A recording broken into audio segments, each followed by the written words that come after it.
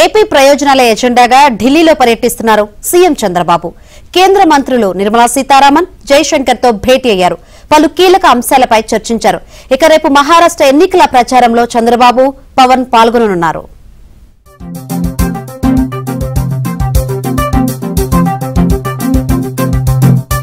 AP CM Chandrababu, deputy CM Pawan Kalyan 2 రోజుల పాటు మహారాష్ట్రలో పర్యటించనున్నారు.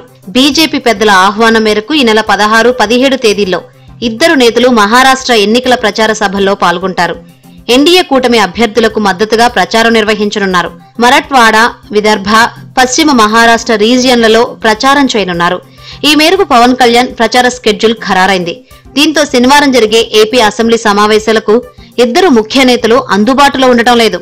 ఇప్పటికే ఢిల్లీకి చేరుకున్న సీఎం చంద్రబాబు హస్తినలోని కేంద్ర ఆర్థిక మంత్రి నిర్మలా సీతారామన్, విదేశాంగ శాఖ మంత్రి జైశంకర్, కేంద్ర హోంమంత్రి అమిత్ షాతో భేటీ అయ్యారు. ఏపీకి సంబంధించిన పలు కీలక అంశాలపై వారితో చంద్రబాబు చర్చించారు. ముఖ్యంగా ఏపీ రాజధాని అమరావతి కోసం ప్రపంచ బ్యాంకుతో పాటు ఏషియన్ డెవలప్మెంట్ బ్యాంక్ 15,000 కోట్ల రూపాయలిచ్చేందుకు సిద్దమయ్యాయి. ఢిల్లీలో ఈ 2 బ్యాంకుల అధికారులు ఇటీవల ఏపీ సీఆర్డీఏ కమిషనర్, ఆర్థిక శాఖ అధికారులతో భేటీ అయ్యారు. ఉదయం నుంచి సాయంత్రం వరకు జరిగిన ఈ భేటీలో రుణం విడుదల స్కెడ్యూల్ ను కూడా రూపొందించారు. కేంద్రం అప్పుగా తీసుకుని ఏపీకి గ్రాంట్ గా ఇస్తుందని కూడా చెబుతున్నారు.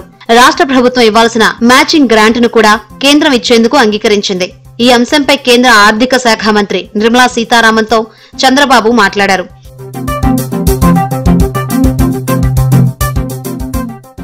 ఏదైతే మొన్న ఫ్లడ్స్ వచ్చినాయో, వరదల వల్ల విజయవాడ పట్టణం మొత్తం కూడా అన్ని విధాలుగా కూడా చిన్నాభిన్నం అవడం జరిగిందో, చాలా మందికి లక్షల్లో ప్రజలు పైగా ఆస్తి నష్టం అనేది జరగడం జరిగింది.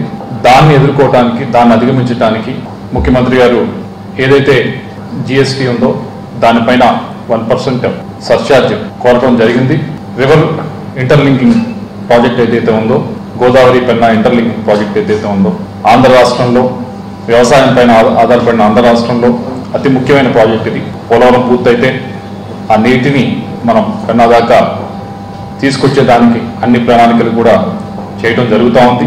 దానికి కేంద్ర వైపు నుంచి సహాయ సహకారాలు అందించమని చెప్పి కోరటం జరిగింది. అనంతరం కేంద్ర హోంమంత్రి అమిత్ షాతో ముఖ్యమంత్రి కూడా భేటీ అయ్యారు. ఢిల్లీలో శనివారం ఉదయం ఒక ఆంగ్ల పత్రిక నిర్వహించే సదస్సులో చంద్రబాబు పాల్గొననున్నారు. అనంతరం మధ్యాహ్నం ఢిల్లీ పర్యటనను ముగించుకుని మహారాష్ట్రకు వెళ్తారు. ఇక శనివారం ఉదయం మరాఠ్వాడలో జరిగే ఎన్నికల ప్రచార సభలో పవన్ కళ్యాణ్ పాల్గొంటారు. అక్కడ ఎన్డీఏ తరపున ఎన్నికల ప్రచారం నిర్వహించనున్నారు. ఆ తర్వాత లాతూరు సభలో పాల్గొని రాత్రి 6 గంటలకు షోలాపూర్లో నిర్వహించనున్న రోడ్ షోలో పాల్గొంటారు. ఆదివారం విదర్భ ప్రాంతాల్లో జరిగే ఎన్నికల ప్రచారంలో పవన్ పాల్గొననున్నారు.